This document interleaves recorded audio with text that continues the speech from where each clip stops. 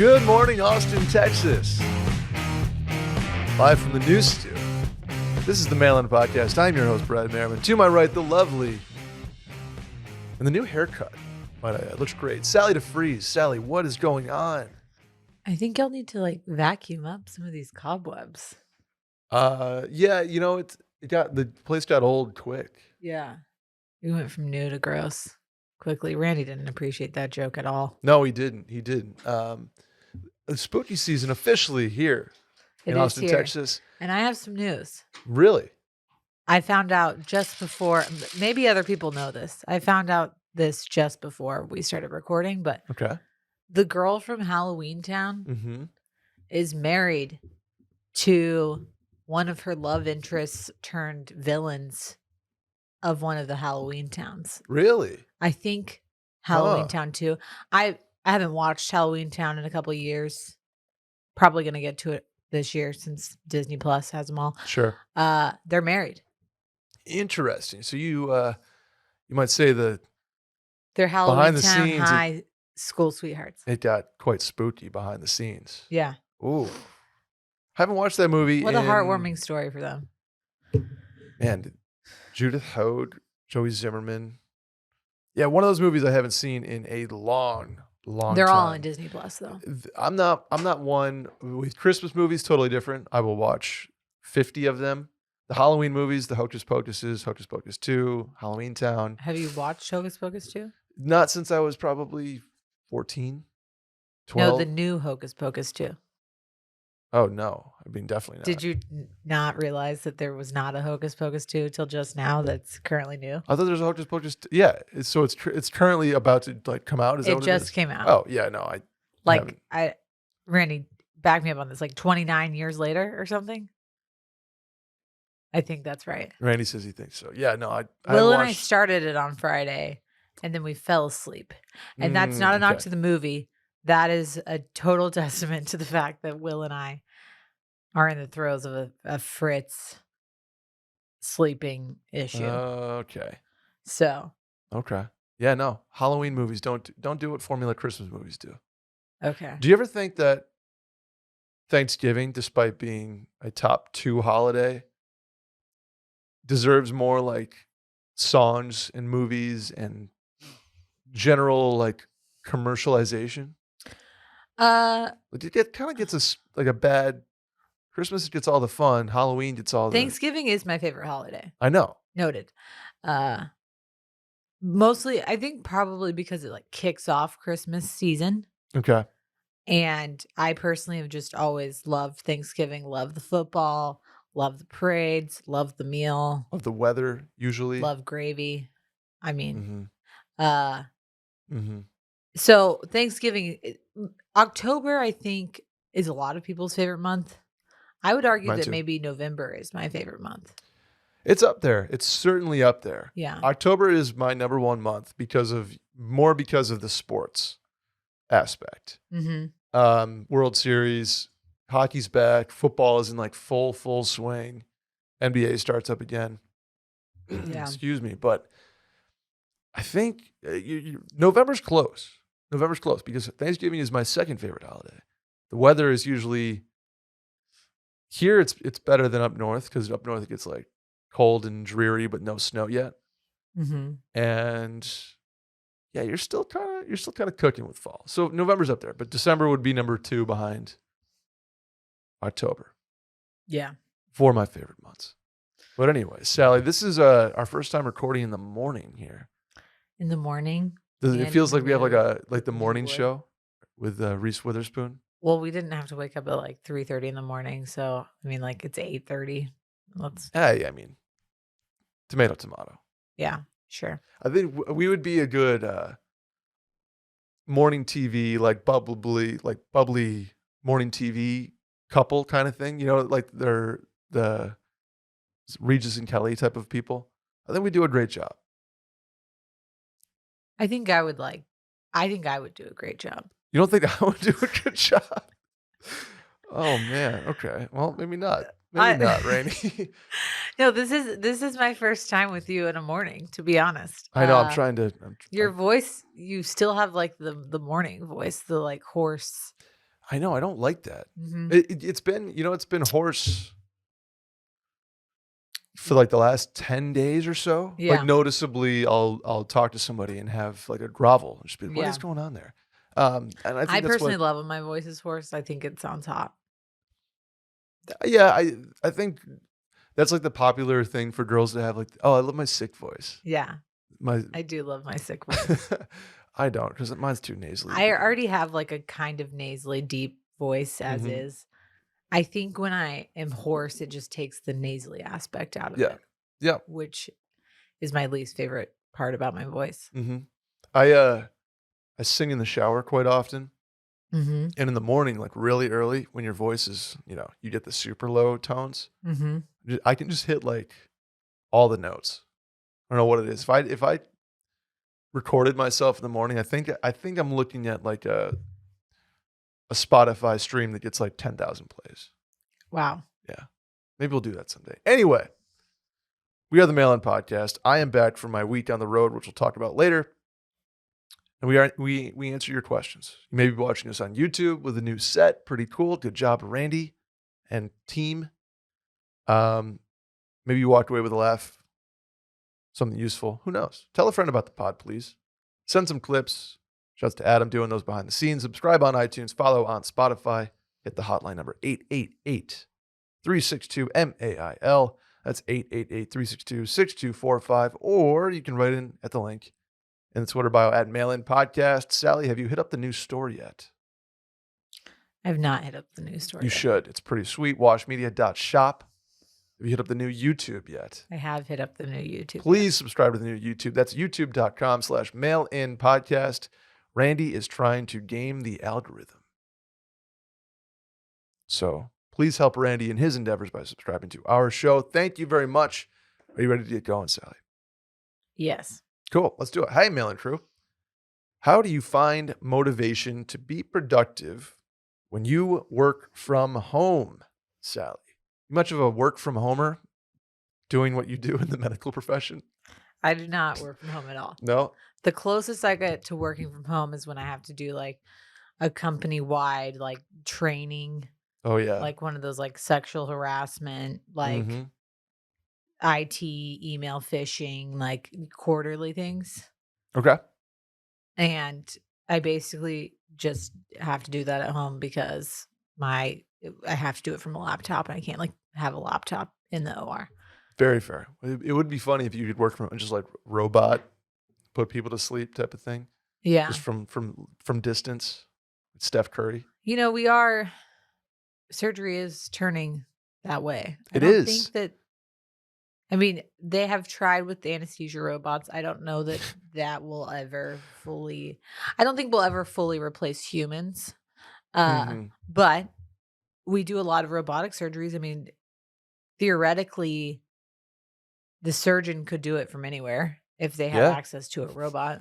Just like some surgeon who just retired and lives in like Miami Beach and is just like, oh, gotta take care of this guy. And he gets on the what's it, the Da Vinci little finger Console. things. So Yeah. right now they have to be like paired and you have to be in the room.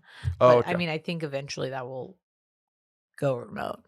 Pretty cool. Pretty But cool. then like but then there's always the chance that something goes wrong and they have to go open, which Yeah. means that somebody physically would have to be there to fix that. To slice and dice type of thing. So they probably won't ever do that. So that's why Sally can't work from home. But I can't work from home because I don't have a robot to replace me. It's true. It's true.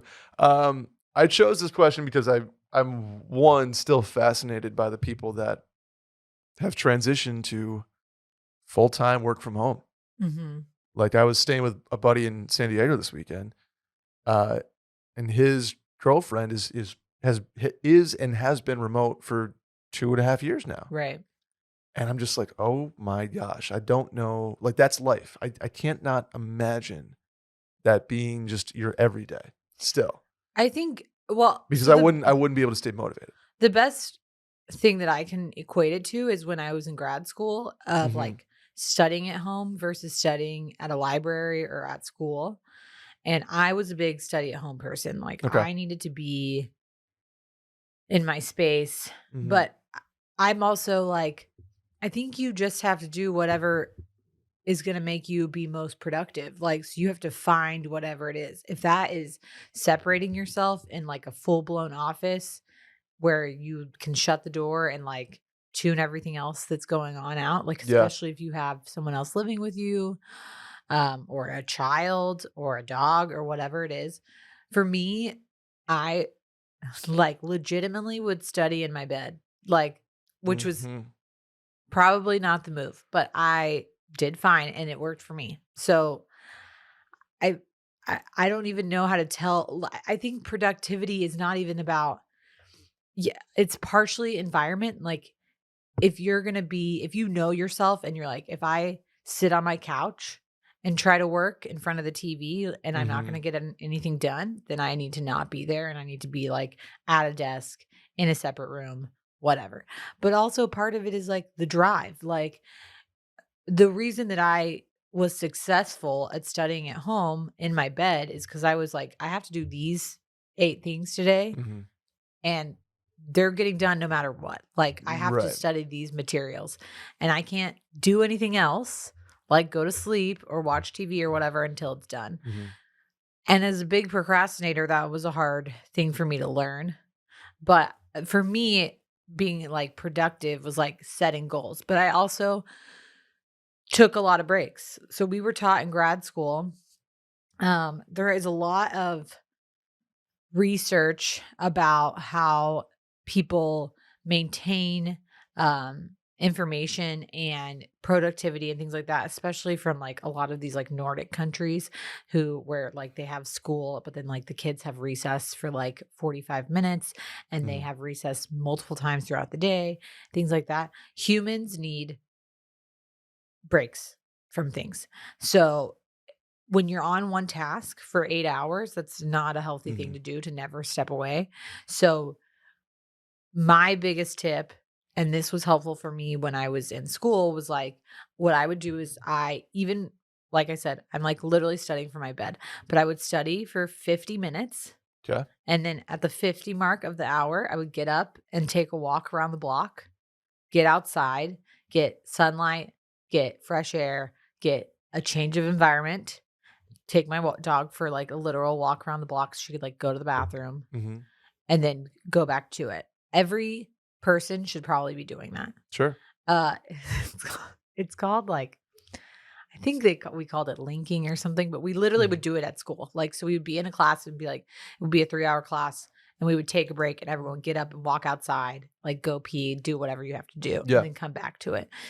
Because unless there's something that like legitimately you can't help that you're on a Zoom call, but like you should be able to like, if you're in like a full blown, really important meeting that you can't take a break from, but if you're doing a task by yourself, give yourself an opportunity to like clear your head, Mhm. get some fresh air. Yeah. That for me was probably the most helpful thing that like kept me on track. Cause then I would be like, okay, I'm fresh again. Let's go. Sure. And I think productivity is you like there you do these tests. It's like, what type of worker are you? Are you the person that does that? Are you like me where I can put my mind to something for like maybe 90 minutes and I am as productive as anybody on the planet. I'll put myself up against anybody. But for like 5 hours afterwards or before, I got nothing. Yeah. And I'm like the spurt worker. Yeah. Um Which also stems from procrastination, right? And unless I have, like, pressure on something, I'm not, like, a very I am a get after it as long as everything's done, but if I have, like, a task, it's just like, put it off, put it off, put it off," and then if I go all in, it's all in. So, I can't imagine doing that from home because there's just too many other like, you're too comfortable, you're too kinda I don't know. You're too in your own normal world. And I think the way around that is, like you said, to have an office where you Can literally separate what you're are doing. in your mind, like it's kind of like you're training your body to say, okay, when I step in this room or when I step at this desk, that's like my commute. It's work time. hmm Um, and I think that's probably the biggest thing is separating your home life and your work life, even though you're at home. This was really a difficult thing for Will and I when we were in the pandemic Hmm. and he wasn't leaving our apartment. And then also right after we had Fritz. So Will Sure. was working from home in the midst of like, quarantine or whatever. And I would be at the hospital, but then because of like the slowdown in surgery, I would be home for a week at a time and literally just be like doing nothing, like Hmm. reading and watching TV. Cause Yeah. like I said, I have nothing to do at home. So Will would be like, I'm working. You cannot talk to me. And that was really hard for me to get because I think someone like me who has probably not a normal office routine because I'm at a hospital doesn't understand that like people can't just like drop what they're doing and go like run an errand. Hmm. So that was even harder when we had Fritz and I was at home during maternity leave and I would need something and I'd be like, "Hey, you're working from home. Can you stop what you're doing and like go pick up whatever for Fritz and I?" Hmm. And we would get in huge fights and he'd be like, "You don't get it. Like I'm in the middle of a task and when you interrupt me, you fully take me out of it. And then Hmm. like all of my stuff stops and then I have to like even if I go do whatever you need me to, then I have to like get back into the task. It's like it takes double the amount of time for whatever you thought was going to be like a 5-minute errand Yeah. is now like a full blown hour." Hmm. So for the people who are working from home who have a significant other or roommates or a child, you have to set boundaries with whoever it is that's still in the house with you. So whether it's like your child and your nanny, or whether it's like your significant other or your roommates, Hmm. you need to be. Will and I basically set the boundary of like when he's working from home until 5, unless it's like a legit emergency, like no. Yeah. D No Don't interruptions. contact him in the same way that I wouldn't contact him if I was at the hospital. Right. So, like, if I need to text him, like, updating him on something, but make sure you're setting boundaries for yourself. I mean, if you live alone, this is easy. You Sure. got it. But you also have to make sure that the people around you know that your situation is not the same as their situation. Yeah. I think the last thing I'll say on this is, to answer the question, how do you find motivation? I think there's some trial and error involved here. Like maybe you think you work best from your office, but it doesn't work out. And then maybe you try the coffee shop thing. And then maybe you try, like, for me, I've said this many times. My best work gets done at a bar that I have my laptop open at. I can't explain it. I don't know why. I'm not even drinking all the time. I like I'll have an iced tea. Yeah. And my best work gets done with the din of the bar around me, the bartender kind of doing their thing. For whatever reason, that like locks me in. It's just that just enough, you know, what's the word I'm looking for? Just enough, like, not sensation, but just enough of a vibe around me, or just enough of stimulation Right. to kind of keep your brain locked in and able to tune things out. It's like the frequency that life vibrates at. Yeah. For whatever reason, that one works for me, um, and that gives me motivation. And so I think it's kind of a trial and error process. If you're trying to work from your couch or your home office, and I couldn't do it. I did it fine. I did it to standards, but I didn't go. I wasn't able to go above and beyond because it was just like I don't have it here. I don't have the juice here. So long story short, I don't know. I think it's kind of person by person, and how do you find the Trial and error. motivation is, I think it helps when you love your job. Yeah. Um, but other than that, trial and error. Want to hear from our new sponsor, Sally? Sure. Bombas. Their mission is simple, Randy. Make the most comfortable clothes ever and match every single item sold with an equal item donated. So when you buy Bombas, you're also giving to someone in need. Bombas designed their socks, shirts, and underwear to be the clothes you can't wait to put on every day because everything they make is soft, seamless, tagless, and has a cozy feel. Sally, I'm Bombased up right now. Really? Boxer briefs. I got the 3-pack with the 4-pack of socks. Unbelievably comfortable. And you got to be careful with boxer briefs. The biggest complaint, they ride up. Not these. So far, knock on wood, Bombas is tight. There's a pair of Bombas socks, by the way, for everything that you do. They come in tons of options, like comfy performance styles made with sweat wicking yarns, which means your feet stay cool while the rest of you works up a sweat. I can confirm that is the case. Some of the most comfy socks of all time. You know what I was psyched about? I have 2 speeds when it comes to socks. Okay. No show, which I got some of those. Okay. Great. They don't like fall off your foot when you're walking, which really annoys me. Yeah, those are the worst. Like, what's the point of a no show if it's just like a toe sock? You know, And then it gets all and bunched it's all up. bunched up. But these don't Not do that. here. But also, my other speed is compression socks because I Okay. wear compression socks at work since I'm on my feet all the time. Yes. Always looking for a good compression sock. And Bombas These delivers. babies compress Okay. and they're comfortable, and you're not like they're not like impossible to get on. You know, that's the other issue. Like, I don't need a full blown in the morning like wrestle with my sock. Gotten a lot of compliments on them. Look at that. Yeah. Look at that. Bombas t-shirts, by the way, they have those too. They're just your basic supplier for everything you need. They're made with thoughtful design features like invisible seams, soft fabrics, and the perfect weight. So they hang just right. So far, Bombas customers like you have helped donate over 50 million items of essential clothing, like we said, because for everything you buy, they donate an equal item for somebody who needs it. How about that? Go to bombas.com/mailin and use code MAILIN for 20% off your first purchase. That's bombas.com/mailin and use code MAILIN at checkout. bombas.com/mailin, code MAILIN. Next one, Sal. Brett and Sally, I absolutely need Sally's hair secrets. Woohoo. It's incredible. Wow. Brett, you've got a good head of hair yourself. Thank you very much. Please enlighten us on your hair routines, soup to nuts. How do you keep it so thick?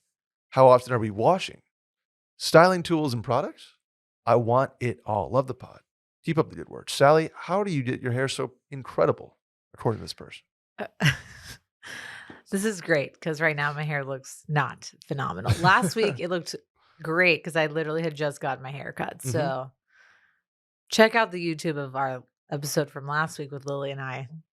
Check it out regardless. Yeah, but if you really want to see some good looking hair. Okay. Okay. I'm conflicted about this because I am a once a week washer. Okay. Noted once a week washer. I know that you wash even less. Is that correct? It's probably in the once every, I think 10 days is probably a solid way of putting it. Yeah. Okay. I'm in the 10-day camp. Okay. I got there because I was taking Accutane and I stopped producing as much oil. So I could get away with washing my hair once a week. And I have since done that for years, basically. Part of the reason that I do that is because of most of the reason I do that is laziness. Okay. I also at work have my hair under a cap all the time because I'm in surgery. So it doesn't really matter what it looks like. Sure. So I tend to wash my hair on like a Thursday or Friday. So it's clean for the weekend. You know what I'm saying? Yep. Okay. All that with the caveat is that my sister last week, Emily, shouts to Emily, who is a everyday washer, sent us a reel from a dermatologist who said, if you are having dandruff or any sort of flaking of your scalp, it's because you don't wash your hair enough. Interesting. Which seems counterintuitive because most people are like, well, that would just dry out your scalp. But if you're not washing your hair enough, you probably are not scrubbing out the like oils, and you don't want to strip your hair of all the oils, but you're probably not scrubbing out like some of the oils, hair products, dead skin, all those things. Yeah. I'm currently dealing with a bout of dry scalp. I'm so sorry. Thank you. I don't know who's going to play me in the movie, but I was hoping Jessica Chastain. Okay. So I think I'm going to up the ante a little bit right now and maybe start washing twice a week. Okay. Let Let me know how it goes because I am open to. I condition probably once every 3 days, wash once every 10 or so. See, this is my concern for you, though. I feel like your product buildup's got to be high. Do you ever use Yeah, a it is. clarifying shampoo? A clarifying? Yeah. I use just a shampoo. I don't know if it's So, clarifying. like, that's the other thing, especially. So this works more. This is more concerned for people who like use dry shampoo or Mhm. use a lot of product. Like for girls, especially if you're like going on the week by week washing basis and then you're using dry shampoo in between, the product buildup of your scalp is going to be high and lead to itchy scalp. I don't use a lot of dry shampoo because, like I said, my hair doesn't get very greasy. And by Mhm. the end of the week, like if it looks a little greasy, it's covered up anyway. So I don't really give a shit. Sure.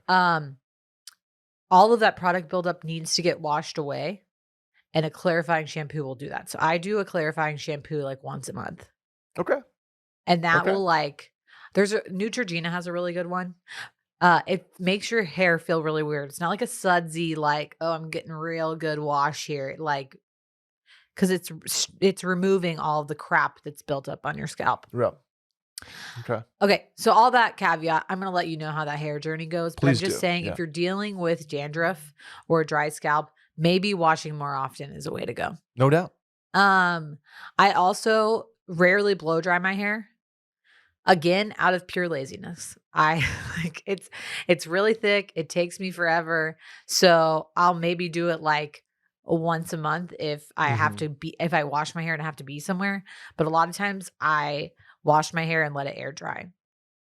Yeah, I mean, that's what I do too when my hair gets to like this. It's getting long now. Yeah. Like it's getting flippy in the back, which I like. But if I blow dry right now, which I am a noted blow dryer for everything I do, Mhm. but right now and like for the last week or so, I can't do it. It gives me too much volume, and that's when it gets too big. Like the Yeah. hair just gets too big for the look I'm going for.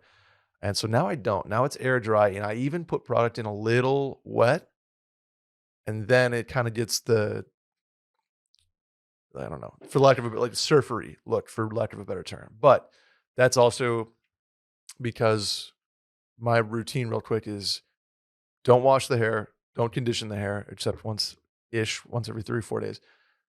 Get out immediately, go to the salt spray, sea Uh-huh. salt spray. Maybe a little bit of like I have a hair, like serum, hair serum that's Uh-huh. just supposed to kind of give you like a wave serum. Um, and then maybe flash dry like a little bit just to get a shape going. Then we go product, some clay, Okay. some it's not Dr. McGillicuddy's. That is a mint liqueur, I believe. But it's like Dr. something. I gotta look at my Amazon history.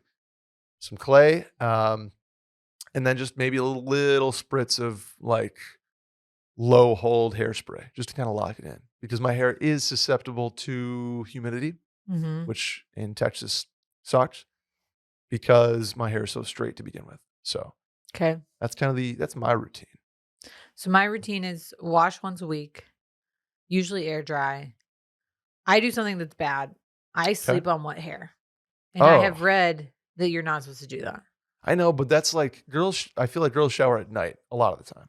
I always shower at night. Yeah. Here's the deal. I actually read an article recently about how bad it is to sleep on wet hair because it's not Oh about no. like catching a cold or any of that bullshit. Sure. It's literally that it like can break up your hair follicles. Oh gosh. So if you are already like losing hair or you have damaged hair, do not sleep on wet hair. Okay. Mhm. My other point about I don't use a blow dryer very often. I probably use a curling iron like maybe twice a week. Okay. Is that is like if your hair is damaged, heat is only going to add to that damage, right? So Mhm. I wash my hair probably on a Thursday, let it air dry. Friday, I style it with a curling iron. And then usually that like if I have to restyle it for another activity during the week, it's like pretty benign. Mhm. I usually use like a 1 1/4 inch barrel curling iron. Like honestly, my favorite curling iron is a Conair, but a Hot Tools is great. I again, use it on like the highest heat setting, which I probably shouldn't. Mhm. But I don't really have like a lot of problems with split ends, so that's good. No, good to go. When you curl your hair, ladies, I can do a tutorial, but basically you need to curl away from your face is how I do Curl it. away. Curl away. Curl away. Or you can like kind of alternate so you get like more like beachy, Ooh, less okay. like more separated waves. Mhm. Like if you curl away, they can in the same direction, they can all kind of like turn into one curl, which is like also a look that people go Sure. Did you ever use the salt spray I got you? for. Uh-huh. Okay. I use it, but the issue is that like my hair wavy natural is like fine. It's just not Mhm. like it's Not like not a like a s good wave. Okay. Like it's a fine wave. It actually waves more when it's shorter because it's like doesn't Yeah. have as much weight. Mhm. And then the biggest issue that I've been dealing with um is that I currently have a ton of baby hair growth. Like a Oh, yeah. lot. You're So saying your, these things, right? Like, yeah, like your my like little curlies like yeah. underneath my hair has like I Yeah. have like a bunch of like 2 or 3 inch hairs growing back because I lost a lot of hair. Mhm. I had a lot of hair to begin with. I have really, really thick hair. Yeah. I lost a lot of hair to begin with, or like I lost a lot of hair, but I already had a lot. So I didn't, my hair's not like gone. But now it's all growing back. So it's really thick at my scalp and way 'Kay. less thick at my ponytail. Um, so that's been I probably need to be taking more collagen and stuff for that, but I haven't. Yeah, I do a biotin gummy here and there too. Yeah. That's good I for like your and probably nails. need to like really up the ante and like do stuff, but I'm again lazy. And then finally, the products I use, I'm pretty minimal. I will do I'm gonna mispronounce this. I always say Oribe. I think it's Oribe. Ooh, I don't know. Oribe. Uh Dry texturizing spray is like my best Mhm. thing ever. It's a little bit of dry shampoo, not really, but it gives your hair texture. I like spray it all over and then like really like make my hair Yeah, really voluminous, get it in. and it smells delightful. Mhm. And then as far as hairspray goes, I just use like L'Oreal Elnat. Is that like a cheap one? Yeah, and Yeah. like I don't use a ton. I Mhm. barely use hairspray unless I'm like worried that my hair is gonna fall. Which is yeah, for me, it's the summer, especially Yeah. because it's And then I rock one a shit ton of ponytails, which is yeah, true. also probably bad for my hair because I'm sure it's causing breakage. But I use these little L. Erickson ponytails because the like, you can't use, we're not using scrunchy elastics anymore. They're Oh, bad for you. are we Okay. out on scrunchies?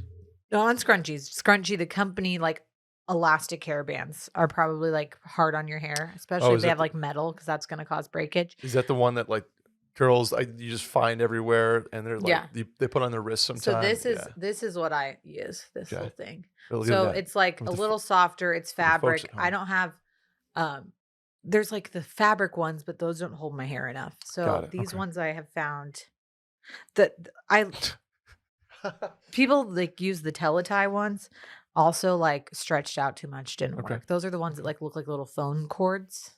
You know what I'm talking about? I think so. Yeah, Yeah. I think so. But I rock a ponytail a lot of You the do. time. You do. My last thing Uh-huh. in the summer, little lemon juice and peroxide.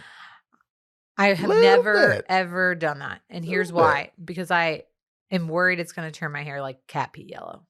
Oh, okay. For And me. I don't have to color my hair Mhm. currently. I think that we're getting to a stage where I may have to start doing that. Like my hair turns like white because it's turning pretty blonde. But Okay. I don't color my hair, so that saves me a lot of like damage. Mhm. I'm I pretty low maintenance on the hair front. yeah. I do that because my hair it goes like surfer blonde. Yeah. If I get that in the sun after a little bit of lemon juice and peroxide mix and spritz, it is like whoa blonde. And I kind of like that in the summer a little bit. Okay, my last thing that I'm going to plug. Okay. This is expensive, but you can sometimes find deals on it. Is a Mason Pearson brush. Okay. So it's like a boar's head bristle. I couldn't Like the meat company, like a boar's bristle. like boar's fur. I guess I don't know. Okay. Anyway, it's Randy knows boar's it's like head. a It's like paddle cold brush. cuts. That I use the popular, so it's like plastic and like the the other bristles. Okay. Great for styling a ponytail, but also really good for brushing your scalp to kind of like get the oils like moving around, get the like skin up and out of your hair, Sure. things like that. I've noticed a big difference. And I was like, Interesting. who gives a shit about a brush? It's like $100, maybe more. Mm-hmm. I got mine on sale on like a Groupon. Okay. Who uses Groupon still?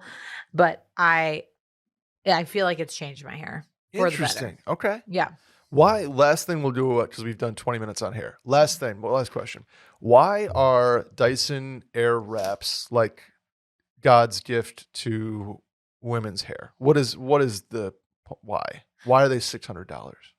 Okay, so I have a Dyson hair dryer, which I love, Okay. and I probably don't use it enough for like the cost per use. But as someone who it takes me 30 minutes plus to dry my hair, I think did I give you my Harry Josh Pro? Yes. Okay, also a great blow dryer. A lot of wind. Okay, A lot of wind. Dyson cut down that by like half, so I can like blow dry my hair and legitimately dry it in like half the time using less heat. So it's a time thing. It's like dries your hair really well in a shorter amount of time. Well, so that's right? the blow dryer. Oh, The the air air wrap is basically the same. It's the same concept, but it's with attachments. So you instead of like curling your hair, you use a curling attachment, and it uses what's called the Coanda effect, which is a physics term. Wow. To basically like Coriolis effect, is that similar? Coanda. Coanda. Okay. To pull your hair against the thing, and then it's not using like a curling iron is using a literal hot tool, Yes. hot stick that you're wrapping your hair around and burning. It's a lightsaber. A air wrap is blowing warm air, and so it's less damaging and usually gives a little bit more volume. Okay. Interesting. I personally have not tried one because I think my hair is maybe a little too thick for it. But okay. I'm interested in trying one, and I think I'm going to try my mom's and then decide if I want to ask for one for Christmas. So we need to be updated on your increasing in shampooing and your Dyson Airwrap journey. If you want to write a blog for Wash Media, I would love that. Okay. I have friends who swear by the Airwrap. Gotcha. Like they were like, it's my best beauty tool, would do it over and over again. They also have a flyaway attachment that you literally put, and then it basically like puts your flyaways down. Other trick to do that is a bounce sheet. So if you ever have staticky hair, especially if you live somewhere in the winter and you like put on a sweater and your hair just goes like this, use a bounce dryer sheet. Just get that static out. Good to know. See, that's why people listen to this. They're like, oh, okay, I got it. You know what I swear by, Sally? What? My athletic greens in the morning. I have been AG1'd up for months now. And I think like every part of my existence has been affected by it. My sleep, my energy. I feel probably your hair. Probably my hair. Because actually, definitely your hair and nails. Because you know why? They have 75 vitamins and minerals in everything they put into the AG1 concoction that just absolutely helps you out. You're an AG1 person, right, Sal? Yeah. Yeah, I am. Yeah. I drink it every morning on the way to work. Every morning. I had the little packets on my road trip, and I was doing them in the car like 5 a.m. I was actually mixing them with Celsius, which I don't think that's what you're supposed to do, but I was doing it because it's just a little 2-in-1. How did that go with carbonation? Oh, it was good. Okay. It was very good. Okay. So mix it with, they recommend over at Athletic Greens that you mix it with water. I mix it with water. What I'm going to recommend, but I'm just saying you can get a little variety if you would like. AG1 contains less than 1 gram of sugar, no GMOs, no nasty chemicals or artificial anything, and it still tastes good. Supports better sleep quality and recovery and mental clarity and alertness. And I think that's right there is the biggest change for me, is the mental clarity and alertness side of things. It's also making me feel good about myself because I know I'm getting my greens immediately as the day gets going. And listen, it's easy to get onto. It's a micro habit with big benefits. It's one thing you can do every single day to take great care of yourself. Tons of people take some kind of multivitamin, right? And it's important to choose one with high quality ingredients that your body will actually absorb. Your subscription comes with a year's supply of vitamin D, by the way, which is so important to add in these winter months when we don't get as much sunlight, Sally. Mm-hmm. Costs less than $3 a day, and you're investing in your health, and it's cheaper than your cold brew habit. You're also investing in all-in-one nutritional insurance. How about that? Athletic Greens is also a climate-neutral certified company, and they purchased carbon credits that support projects that carbon credits that support projects projecting and. You're almost there. Athletic Greens has purchased carbon credits that support projects protecting old growth rainforests. How There it about is. that? There, I you got it. got it. Right now, it's time to reclaim your health and arm your immune system with convenient daily nutrition. It's just one scoop and a cup of water every day, and that's it. No need for a million different pills and supplements to look out for your health. To make it easy, Athletic Greens is going to give you a free 1-year supply of immune-supporting vitamin D and 5 free travel packs with your first purchase. All you have to do is visit athleticgreens.com/mailin. Again, that's athleticgreens.com/mailin to take ownership over your health and pick the ultimate daily nutritional insurance. Want to do a vasectomy question, Sally? Sure. Here we go. Okay, so my fiance is getting a vasectomy in a couple months, and it's before our wedding. I'm totally on board. For health reasons, we don't want children. I know my parents want grandkids so bad. Do I tell them? And when? Before the wedding? After the wedding? My biggest fear is that his parents or one of our friends who already know our decision will say something at the wedding. Props to this dude for getting a vasectomy, knowing what he wants. No doubt. Here's the great thing about vasectomies. They're reversible. So if you ever change your mind, likely can still have kids. That's cool. That's like wild. Yeah. And honestly, so we've seen a big uptick in vasectomies. Shocker. And what you used to do tubal ligations where we snipped people's fallopian tubes. Now we just take them out. Oh, interesting. Big uptick since some political stuff that happened this summer. Yes. Taking control of your bodies. But the thing about vasectomies is they are reversible. So if you're in a stage of your life where you're like, I'm not going to have kids, this is a great move. I think if you you're taking control, and then you can always reverse it if you want. I don't think personally you have to tell anybody. And I don't think it's your responsibility. You're not responsible for their reaction to it. Yeah, I totally agree. I understand wanting to be respectful to your parents and letting them know. But if it's going to cause family drama, especially ahead of your wedding, I don't think it's worth saying anything. I think it's, if you want to tell his parents, like, hey, my parents don't know, and I'd prefer them not to know before the wedding, then you could say that. Or if you want to tell them, I think that here's what you say. Robert's getting a vasectomy. That's his health choice. Bobby snips. We don't want to have children. That's our choice. We're not asking for feedback at this time. No questions, please. Correct. Yeah, it's your life. It's not your parents' life. It's your life. And I get the hesitation. I get the anxiety over it. I get the guilt, even though there shouldn't be any. But I get it. But it's your choice. It's your choice. And it's your life. It's not theirs. With, they mentioned health reasons. That could be a multitude of things. But if there's stuff like that too, it's a no-brainer. It's a no. You should feel zero any hesitation about. This is addresses a broader question of how our generation deals with our parents and our difference in values and what we want out of life, expectations, owning a house, having children, where, a lot of millennials our age are not buying houses. We're not having children until either at all or till later. we're making a lot of decisions that were not the same for our parents when they were young, like, and having children and having a house at like 22 or whatever it was. And I think that sometimes that's really difficult Sure. for your own family to understand. I think especially when it comes to your marriage, because you are marrying someone and y'all are starting a new family together, you decide for you and not anyone else. And I think that can lead to some really hard conversations.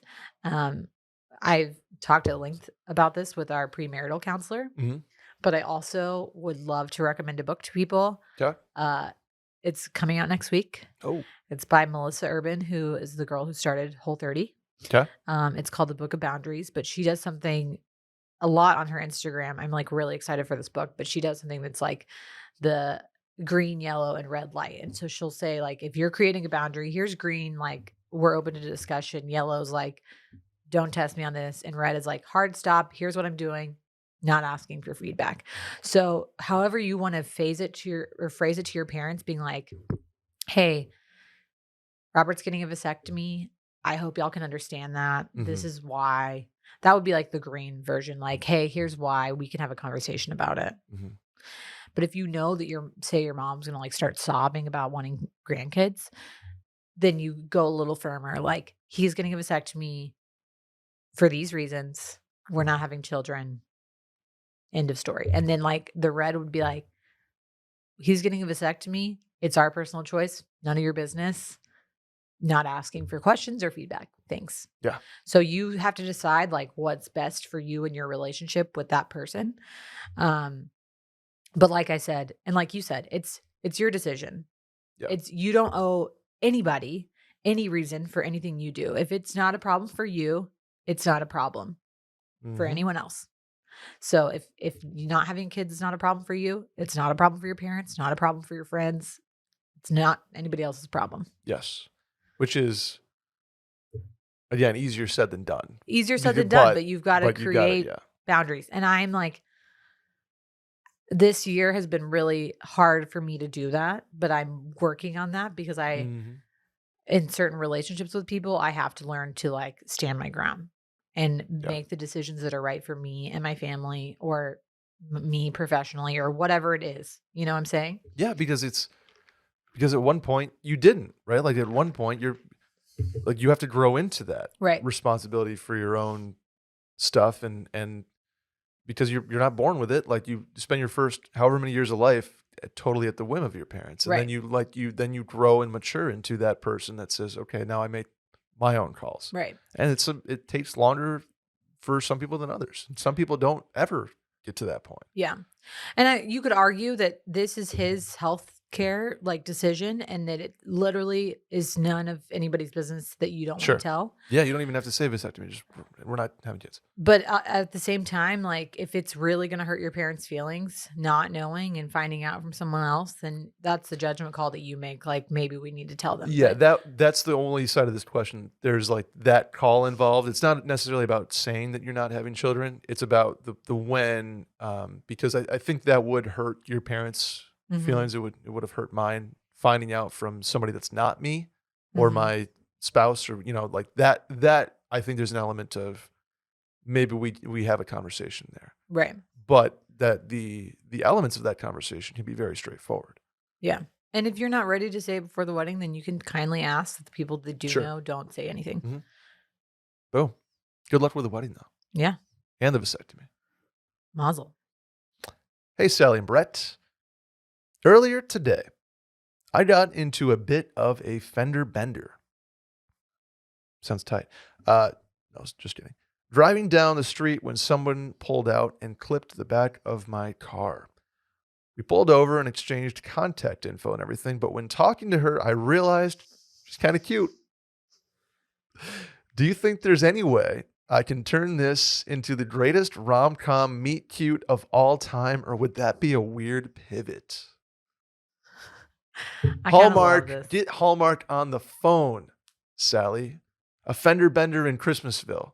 Yeah, I mean, weirder things have happened. Yes, absolutely. This is where our romantic optimism is going to take over and say, don't be weird, but like, yeah, if you hit it off with somebody, you hit it off with somebody. Yeah. Here's how I feel. Even though their car is mangled. You have her information. I think an easy segue into this is like you call her with the update from your insurance, like, hey, most likely I got into a fender bender.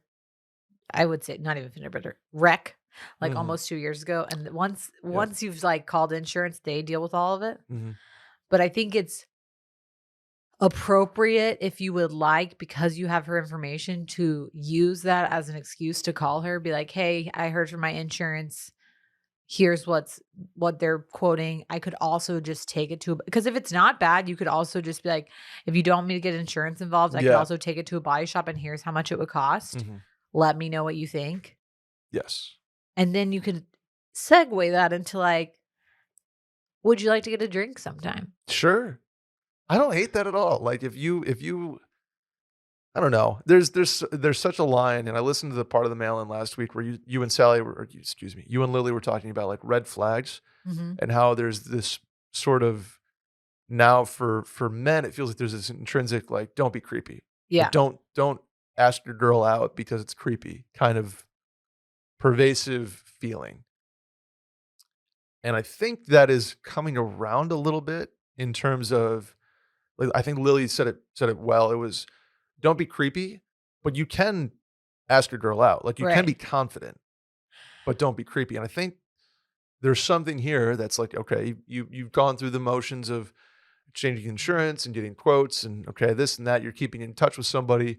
You make a joke here or there, and then all of a sudden it's like, hey, do you want to get a drink and like Yeah. laugh about this? Everybody's all set. We're all good, but you want to get a drink. The worst thing that can happen is she says, "Oh my god, no, like that's sorry." Yeah. Sorry, I And have a boyfriend. And then you don't have any like, or no. yeah, boom, done.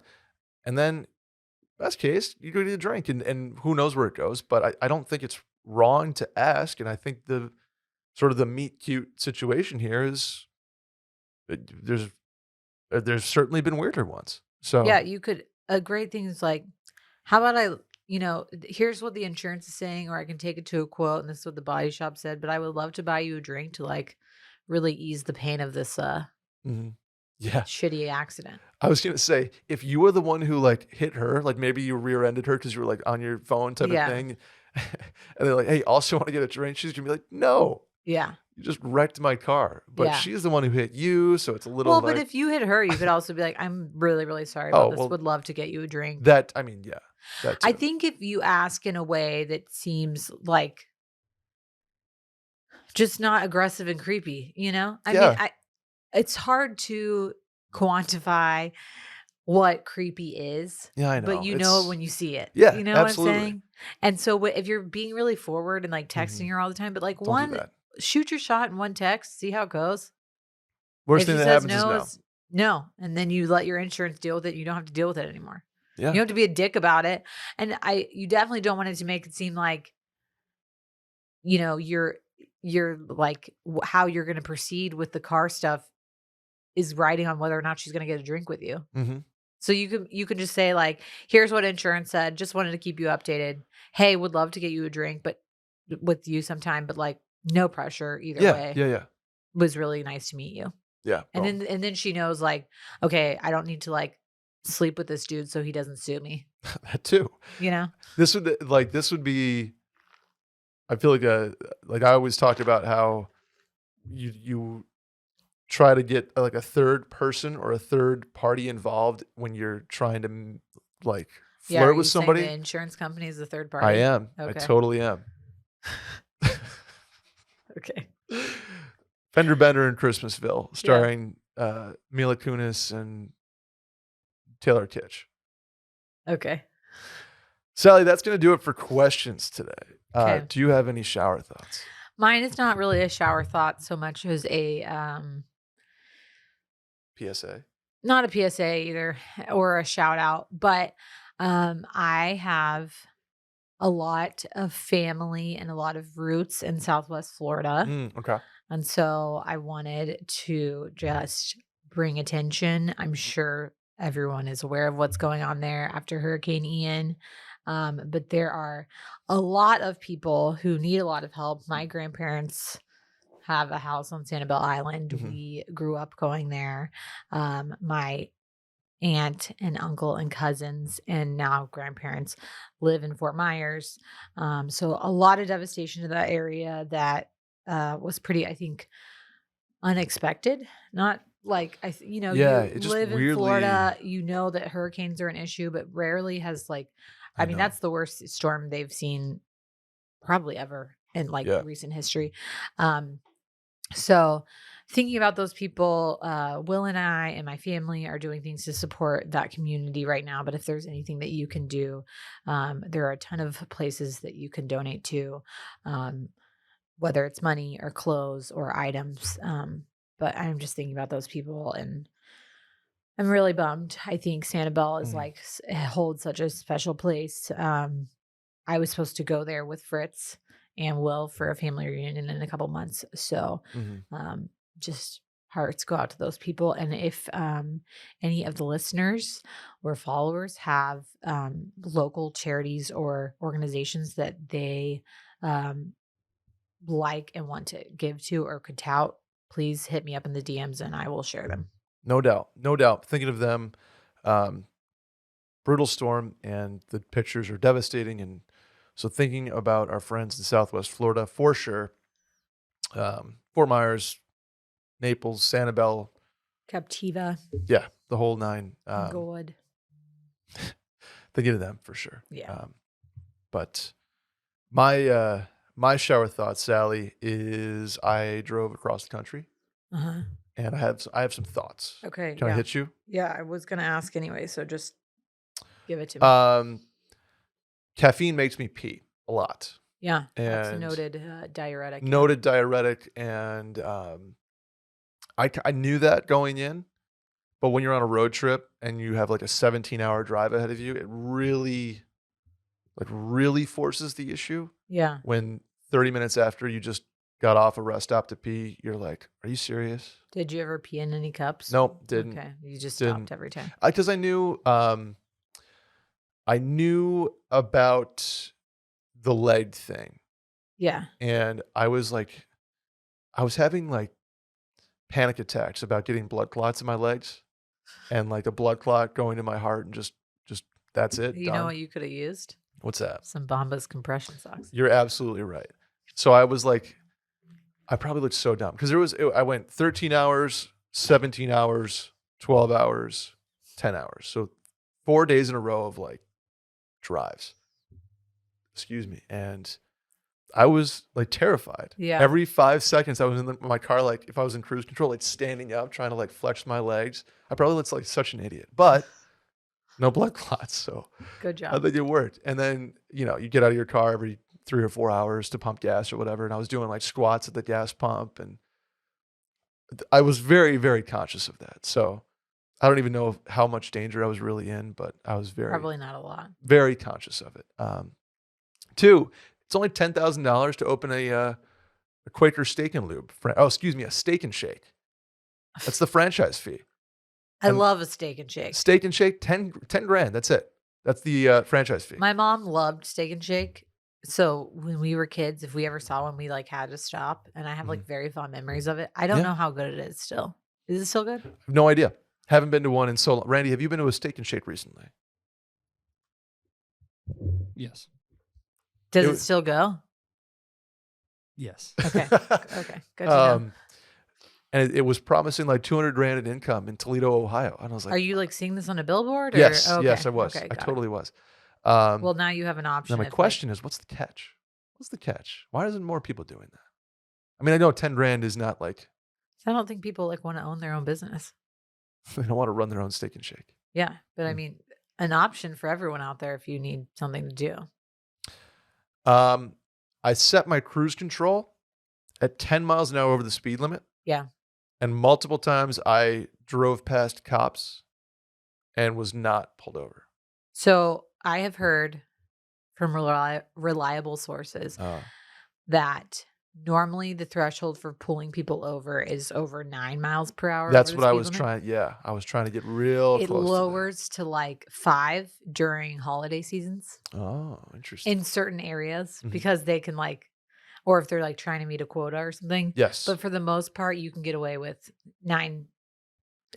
Even when you're on cruise control over 10 at 10 over, you're probably only like 8 over. Yeah. So if you're 8 or 9 over, you're likely not going to get pulled over, I did it once. especially on a highway. Yeah, I did it once in like Western Pennsylvania, and I was like looking in my rear view, didn't brake at all, and I was like, "Is he gonna get me?" And that set the tone for the rest of the trip. Yeah. When he didn't do anything, or she, I don't know if it was A male or female. male or female cop, I was like, "Okay, rest of the trip, we're good to go."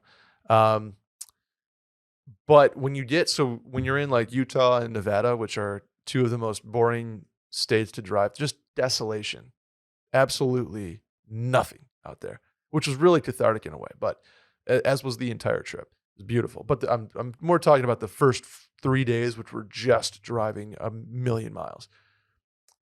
You could go like 110 miles an hour if you wanted to. But should you? No, my Okay. cruise control only went up to 89. Okay. Which was annoying because I wanted to set cruise at 90 because I think that would be kind of like badass. Uh-huh. Didn't do it. Yeah. I spent $200 to not drive a Nissan Kicks, which was my original vehicle I was assigned. I was like, ooh, what did you end up driving? a Nissan Rogue Sport, Okay. which was, to its credit, super comfortable, pretty good kick, pretty good gas mileage. One knock, the tank was like 300 miles max. Yeah, that's annoying. So I was like, oh, stopped for gas like 11 times. Yeah. Pacific Coast Highway. Kind of stunk out loud. Really? Super beautiful, super gorgeous. Couple problems. It's one lane highway. Yeah.